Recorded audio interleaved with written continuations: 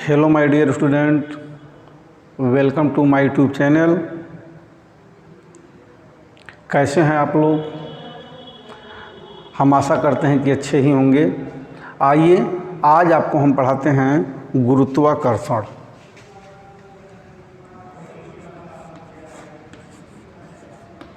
गुरुत्वाकर्षण। आज गुरुत्वाकर्षण के विषय में हम चर्चा करेंगे और उसे देखेंगे। ये गुरुत्वाकर्षण है क्या, पहले ये जान लें। जब किसी वस्तु को हम ऊपर फेंकते हैं या दूर फेंकते हैं तो पृथ्वी अपनी तरफ उसको खींच लेती है, आबियार कर रहती है। तो पृथ्वी के केंद्र द्वारा उस वस्तु पर एक बल लगाया जाता है जिसे हम गुरुत्वाकर्षण बल कहते हैं या गुरुत्व बल कहते हैं। यानी जब कोई वस्तु ऊपर फेंकते हैं, दूर फेंकते हैं तो वह फिर पृथ्वी पर पुनः आ जाती है, और जब पृथ्वी पर वह पुनः आ जाती है तो पृथ्वी के केंद्र द्वारा उस पर एक बल लगाया जाता है जिसे गुरुत्व बल कहते हैं या गुरुत्वाकर्षण बल कहते हैं। आपने कभी सोचा नहीं होगा कि जब पेड़ से फल गिरता है तो वह नीचे ही क्यों आता है? जब हम पत्थर फेंकते हैं तो वह नीचे ही क्यों आता है, क्यों नहीं ऊपर चला जाता है? उसका कारण यह है कि पृथ्वी के अंदर एक गुरुत्व बल काम करता है, एक आकर्षण बल काम करता है। पृथ्वी के गुरुत्व से एक आकर्षण बल काम करता है जिसे हम गुरुत्वाकर्षण बल कहते हैं। तो अब आप समझ गए होंगे कि यह पृथ्वी से कोई वस्तु ऊपर जब हम फेंकते हैं तो वह नीचे क्यों आ जाती है, पेड़ से फल गिरता है तो वह नीचे क्यों आ जाता है। इसका मुख्य कारण यह है कि पृथ्वी के गुरुत्व पर या पृथ्वी के केंद्र से एक बल काम करता है, और जिसके कारण वह आकर्षण बल पृथ्वी सभी वस्तुओं को अपनी ओर खींचती है, उसे गुरुत्वाकर्षण बल कहते हैं। गुरुत्वाकर्षण बल की खोज सर आइजक न्यूटन ने किया था और उस पर एक गुरुत्वाकर्षण का सार्वत्रिक नियम भी प्रतिपादित किया था। सर आइजक न्यूटन ने 1686 ईस्वी में बताया कि दो पिंडों के मध्य एक बल काम करता है। कोई भी पिंड है, अगर कोई वस्तु हम ऊपर फेंकते हैं तो एक वस्तु तो ऊपर चली गई, एक पिंडो हो गया, और दूसरा इस पृथ्वी को मान लें, तो इन दोनों के मध्य एक बल काम करता है जिसे हम गुरुत्व बल कहते हैं या गुरुत्वाकर्षण बल कहते हैं। तो उस आकर्षण बल को ही गुरुत्वाकर्षण बल कहते हैं, और न्यूटन ने गुरुत्वाकर्षण का सार्वत्रिक नियम बताया। अब आइए हम चलते हैं न्यूटन के गुरुत्वाकर्षण का सार्वत्रिक नियम।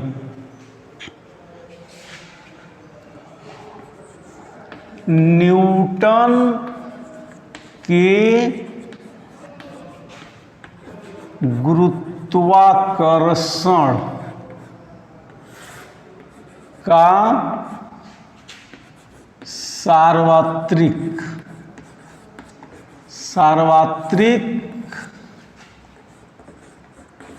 नियम। क्या नियम है न्यूटन के गुरुत्वाकर्षण का सार्वत्रिक नियम? क्या है? न्यूटन ने 1686 ईस्वी में सर आइजक न्यूटन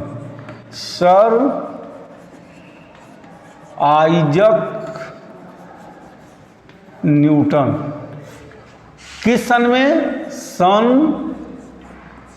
1686 ईस्वी में सर आइजक न्यूटन ने 1686 ईस्वी में बताया कि यदि दो पिंड हैं, यहाँ पर एक पिंड है, मान लो इसका द्रव्यमान m1, यह A है, इसका द्रव्यमान m1, और यहाँ पर दूसरा पिंड है, इसका द्रव्यमान m2, यह B है।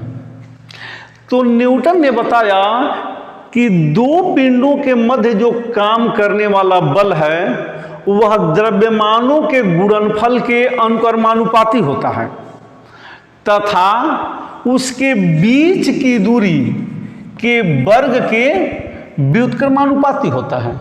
यानी सर आइजैक न्यूटन ने बताया 1686 ईस्वी में सर आइजैक न्यूटन ने बताया कि दो पिंडों के मध्य अगर कोई बल काम कर रहा है या काम करने वाला ऐसा बल जो दो पिंडों के मध्य काम कर रहा है, तो दोनों पिंडों के मध्य कार्य करने वाला बल उसके द्रव्यमानों के गुणनफल के अनुक्रमानुपाती होता है और बीच के दूरी के वर्ग के व्युत्क्रमानुपाती होता है। मान लीजिए कि कोई वस्तु ए वस्तु माना, यहां लिख लीजिए, माना ए वस्तु का द्रव्यमान आपका है m1 और दूसरी वस्तु B, यहां जो देख रहे हैं A और B, दूसरी वस्तु B का द्रव्यमान, दूसरी वस्तु यानी B का द्रव्यमान, B का द्रव्यमान आपका m2 है। यानी इस A का द्रव्यमान m1 और B का द्रव्यमान m2 है। अगर इसके बीच की दूरी r है, A तथा B के बीच की दूरी कितना है? r है। तो न्यूटन के अनुसार, न्यूटन के गुरुत्वाकर्षण नियम के अनुसार, अब देखिए यहां पर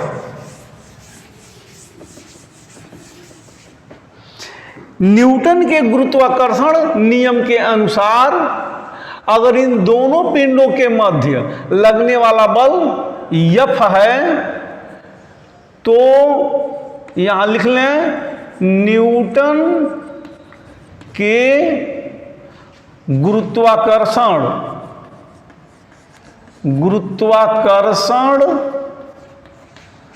नियम के अनुसार, यानी सार्वत्रिक गुरुत्वाकर्षण नियम के अनुसार F proportional to m1 into m2, समीकरण नंबर 1। क्योंकि बताया गया है अभी कि उन दोनों पिंडों के मध्य लगने वाला बल उनके द्रव्यमानों के गुणनफल के अनुक्रमानुपाती होता है और उसके बीच के दूरी के व्युत्क्रमानुपाती होता है।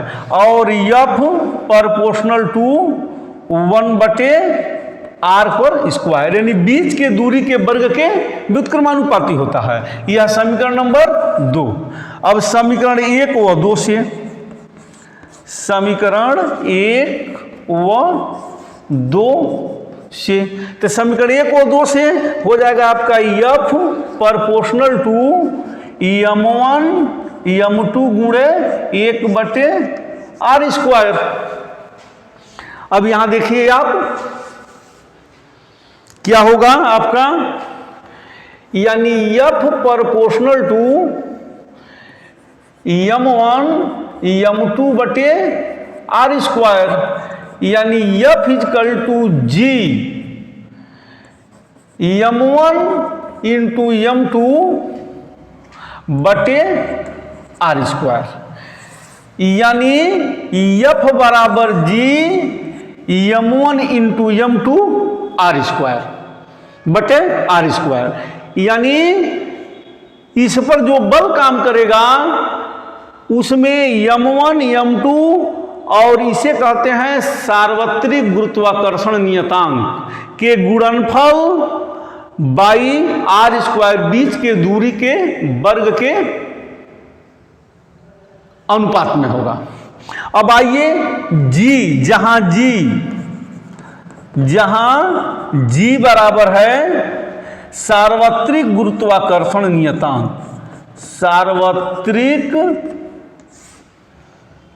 गुरुत्वाकर्षण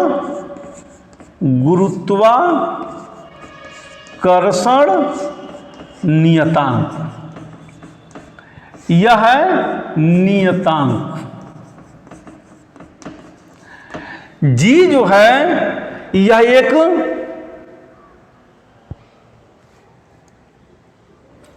F बराबर जी m1 इंटू m2 बटे आर स्क्वायर, जहां जी एक नियतांक है, समानुपाती नियतांक है, जिसे सार्वत्रिक गुरुत्वाकर्षण नियतांक के नाम से जानते हैं हम। तो इस प्रकार दो पिंडों के मध्य लगने वाला बल उस सार्वत्रिक गुरुत्वाकर्षण नियतांक गुणे m1 गुणे m2 यानी दोनों के द्रव्यमान का गुणनफल और बटे आर स्क्वायर के बराबर होगा। इसकी खोज किसने किया था? न्यूटन ने, सर आइजैक न्यूटन ने किया था। इसलिए हम बल का मात्रक न्यूटन रख देते हैं। न्यूटन के नाम पर ही बल का मात्रक न्यूटन पड़ गया। अब आइए इस सार्वत्रिक गुरुत्वाकर्षण नियतांक का मात्रक क्या होगा, इसकी यूनिट क्या होगी, देखते हैं हम लोग।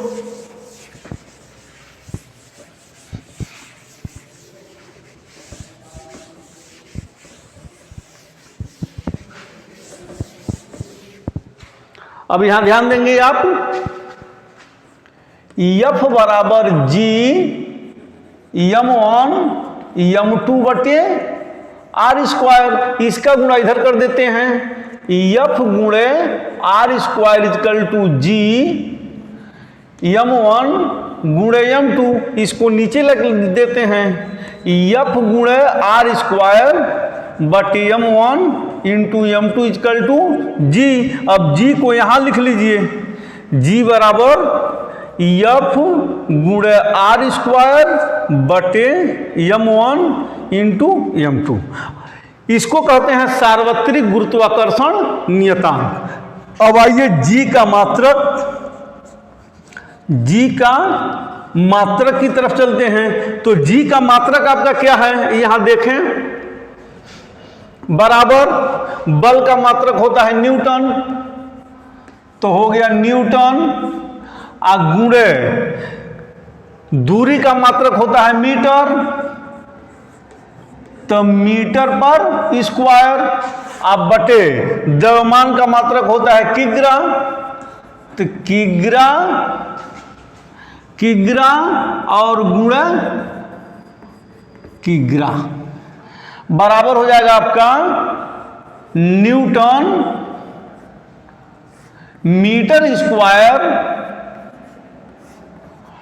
प्रति किग्रा स्क्वायर। इसको हम ऐसे भी लिख सकते हैं, न्यूटन मीटर स्क्वायर प्रति किग्रा स्क्वायर, या ऐसे भी लिख सकते हैं, न्यूटन मीटर स्क्वायर और केजी पर पावर -2 घातांक के नियम से। यानी जो गुरुत्वाकर्षण नियतांक है जी, वह जी का मान होता है, जी का मात्रक होता है, जी की यूनिट होती है न्यूटन मीटर स्क्वायर प्रति किग्रा स्क्वायर। तो ये हो गया आपके न्यूटन के सार्वत्रिक गुरुत्वाकर्षण के नियम। यानी न्यूटन के सार्वत्रिक गुरुत्वाकर्षण के नियम के अनुसार न्यूटन ने बताया था कि दो पिंडों के मध्य लगने वाला बल उन पिंडों के द्रव्यमान के गुणनफल के अनुक्रमानुपाती तथा उनके बीच के दूरी के वर्ग के व्युत्क्रमानुपाती होता है, और उसी आधार पर इस सूत्र की उत्पत्ति हुई। अब प्रयोगों द्वारा देखा गया कि जी का मान 6 अब देखिए प्रयोगों द्वारा सिद्ध किया गया, प्रयोगों द्वारा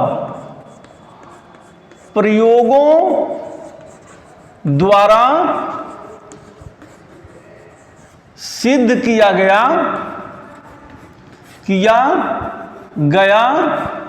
कि जी बराबर होता है, जी का आंकिक मान, जी का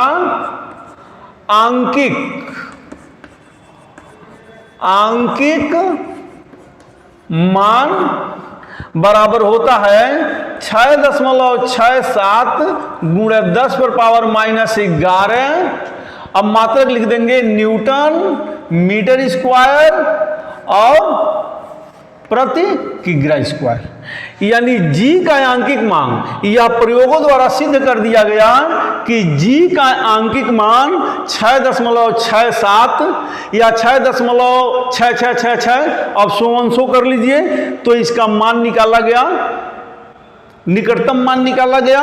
तो जब निकटतम मान निकाला गया तो बगल वाला एक अंक बढ़ा दिया गया, जिसे मान लीजिए आप कभी कभी लिखते हैं 6.6666 सो, ये कटेगा नहीं, तो 6.2 अंक लेते हैं 6। अगर बगल वाला अंक 0 से लेकर 4 तक है तो बगल वाला अंक हट जाता है और मान नहीं बढ़ता है। अगर 5 या से लेकर 9 तक है तो बगल वाले अंक में हमें बढ़ा देते हैं। तो इसी प्रकार इसका मान 6.6666 चाहे जितना हो, लेकिन यह निकटतम मान ले लिया गया है 6.67 × 10⁻⁻11 न्यूटन प्रति मीटर स्क्वायर प्रति किग्रा स्क्वायर। इस गुरुत्वाकर्षण नियतांक का मान हुआ। तो कभी कभी परीक्षा में 1 या 2 नंबर में पूछ देता है कि गुरुत्वाकर्षण नियतांक जी का आंकिक मान ज्ञात कीजिए, तो उसको हम कैपिटल जी से निरूपित करते हैं और गुरुत्वीय त्वरण को हम जी से निरूपित करते हैं। ध्यान देंगे, बहुत कंफ्यूजन हो जाता है, आप समझ नहीं पाते हैं। गुरुत्वाकर्षण नियतांक जी का मान पूछता है और आप गुरुत्वीय त्वरण जी का मान बता देते हैं, तो गुरुत्वीय त्वरण को हम स्मॉल जी से निरूपित करते हैं। तो जी बराबर होता है 9.8 मीटर प्रति सेकंड स्क्वायर, कहीं कहीं 10 भी मान लेते हैं, या 10 मीटर प्रति सेकंड स्क्वायर। लेकिन सबसे शुद्ध यही है, 9.8 सबसे शुद्ध है, जबकि 10 शुद्ध नहीं है, लेकिन गणना के लिए हम कभी कभी 10 मान लेते हैं। तो परीक्षा में कभी पूछ देता है कि जी का आंकिक मान बताइए, गुरुत्वाकर्षण नियतांक जी का आंकिक मान बताइए, तो उस समय आप गलती कर देते हैं, इस जी का मान लिख देते हैं, जो कि प्योर गलत है। आपको इस जी का मान लिखना चाहिए और उसका मान होता है 6.67 × 10⁻⁻11 न्यूटन मीटर स्क्वायर प्रति किग्रा स्क्वायर। ये जी का आंकिक मान होता है। लिखते समय मात्रक को लिखना बहुत जरूरी है, क्योंकि भौतिक राशियों को जब हम निरूपित करते हैं और मात्रक नहीं लिखते हैं तो आप समझ लीजिए कि उसमें से कुछ न कुछ नंबर कट जाना है। इसलिए मात्रक को लिखना बहुत ज़रूरी है। अब इसमें तमाम सारे सवाल आते हैं जो आपको बताया जाएगा या समझाया जाएगा। आइए इस पर एक सवाल बताते हैं, फिर आगे वाला वीडियो देखा जाएगा। एक प्रश्न, इस पर आंकिक प्रश्न बताते हैं हम।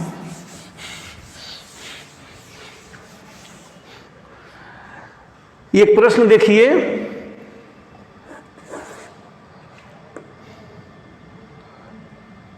दो पिंडों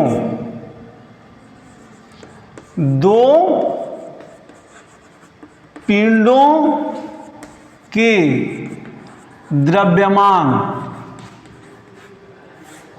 क्रमशः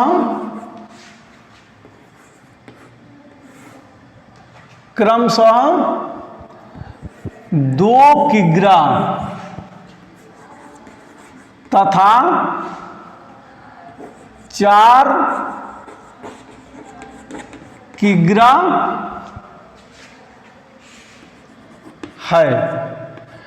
यदि इनके बीच की दूरी, यदि इनके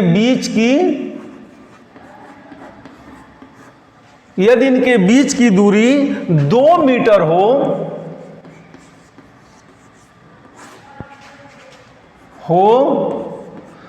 तो पिंडों के बीच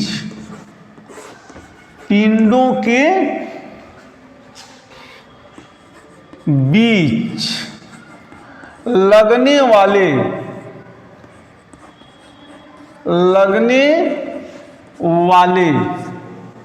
बल की गणना कीजिए।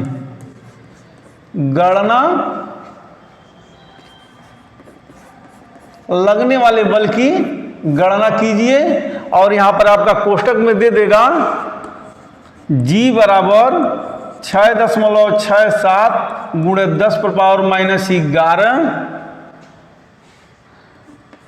न्यूटन मीटर स्क्वायर प्रति किग्रा स्क्वायर।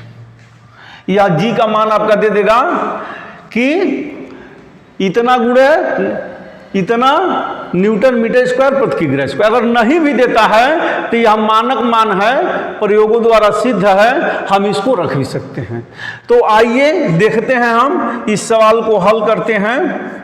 तो जब हल करते हैं तो यम1 कितना है 2 kg, यम2 कितना है 4 kg, उनके बीच की दूरी r कितना है आपका 2 मीटर और f का मान निकालना है।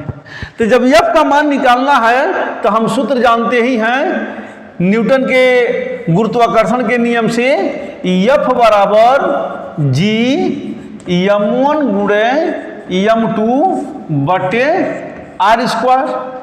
तो अब G का मान यहां से लिख लेंगे 6.67 गुणे 10⁻⁻11 गुणे यम1 कितना है आपका यहाँ पर देखेंगे 2 और यम2 कितना है आपका 4 बटे r कितना है 2 और उस पर स्क्वायर हो गया।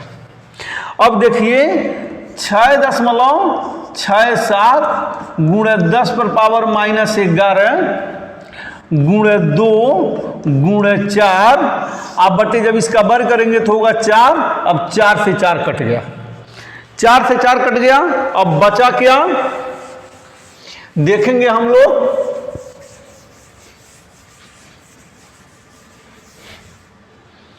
अब बचा हमारे पास यानी F बराबर 6.67 गुणे 10⁻⁻11 और गुणे 2। अब गुणा कर देंगे 7 गुना 14 का 4, 6 गुना 12 13 और 6 गुना 12 13, 2 अंक के बाद दशमलव लग जाएगा, गुणे 10⁻⁻11 और बल का मात्रक कितना होता है, क्या होता है न्यूटन। यानी उन दोनों पिंडों के मध्य जो लगने वाला बल होगा वह 13.34। देख लीजिए फिर 7 गुना 14 4, 6 गुना 12 13, 6 गुना 12 13, यानी दोनों पिंडों के मध्य जो लगने वाला बल होगा वह होगा 13.34 गुणे 10⁻⁻11 न्यूटन के बराबर होगा। जो ये दोनों पिंडों के मध्य लगने वाला बल होगा, जो अभी भी लिखा गया था कि 2 किग्रा और 4 किग्रा के जो 2 पिंड हैं, यहाँ पर मान लो 2 किग्रा का यह पिंड है और यहाँ पर 4 किग्रा का पिंड है, यह 4 किग्रा का पिंड है और इसके बीच की दूरी आपका 2 मीटर है। तो इन पिंडों के मध्य लगने वाला जो बल होगा वह 13.34 गुणे 10⁻⁻11 न्यूटन के बराबर होगा। इस प्रकार इस पर आधारित आप तमाम सवाल लगा सकते हैं। अगर चंद्रमा का भी द्रव्यमान ज्ञात हो और पृथ्वी का द्रव्यमान ज्ञात हो, इसके बीच की दूरी ज्ञात हो, तो चंद्रमा और पृथ्वी के बीच लगने वाले बल की गणना आप कर सकते हैं। या ग्रहों, पिंडों, नक्षत्रों, यानी 2 पिंडों का द्रव्यमान अगर ज्ञात है और उनके बीच की दूरी ज्ञात है तो आप उनके बीच लगने वाले आकर्षण अथवा गुरुत्वाकर्षण बल की गणना इस सूत्र के माध्यम से F बराबर G यम1 गुणे यम2 बटे r स्क्वायर के माध्यम से आप कर सकते हैं। तो इसको वीडियो को समझें, कई बार देखें और पढ़ें। यह बहुत ही महत्वपूर्ण टॉपिक है। आपको हर परीक्षाओं में इस पर कुछ न कुछ न्यूमेरिकल दे देता है या इससे कुछ संबंधित सवाल पूछ देता है या न्यूटन का सार्वत्रिक गुरुत्वाकर्षण नियम ही पूछ देता है। तो आप इसको पढ़ें, समझें। अगर इस वीडियो में किसी प्रकार की गलती आपको नज़र आ रही है तो बेहिचक उन गलतियों को कमेंट बॉक्स में कमेंट करना न भूलें। और अगर वीडियो अच्छा लगे तो आप लाइक ज़रूर कर दें। और अंत में हम आपसे कहेंगे कि अभी तक अगर हमारे चैनल को आप सब्सक्राइब नहीं किए हैं तो चैनल को सब्सक्राइब कर दें और बगल में एक घंटी का निशान है उसको दबा दें, ताकि हमारी जितनी वीडियो बने सबका नोटिफिकेशन आपको मिलता रहे और आपको जानकारी मिलती रहे। तो इस प्रकार हम तमाम ऐसे पिंड हैं जिनके गुरुत्वाकर्षण बल की गणना हम कर सकते हैं। अगर पेड़ है, पेड़ में आम का फल लगा है तो आम का अगर वजन है ज्ञात है और पृथ्वी का वजन ज्ञात है, द्रव्यमान ज्ञात है, तो उनके बीच लगने वाले बल को भी गणना कर सकते हैं। तो इसको समझें, देखें और पढ़ें। Thank you.